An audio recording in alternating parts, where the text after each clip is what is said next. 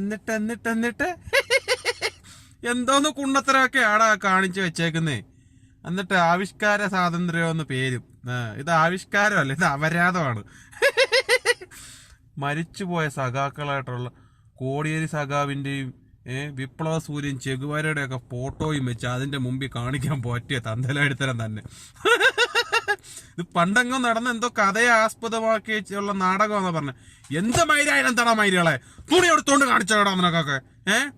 ഇനി പണ്ട് ബലാത്സംഗം മറ്റേ ആയിരുന്നു പണ്ട് ഈ അടിയന്തരാവസ്ഥ കാലത്തൊക്കെ അങ്ങനെയുള്ള സംഭവങ്ങൾ നടന്നിട്ടുണ്ട്. ഈ സ്ത്രീകളെയൊക്കെ മാനഭംഗപ്പെടുത്തി അങ്ങനെയൊക്കെയുള്ള പ്രശ്നങ്ങളൊക്കെ നടന്നിട്ടുണ്ട്. നമ്മൾ ഒരുപാട് സിനിമകളൊക്കെ കണ്ടിട്ടുള്ളതാണ്.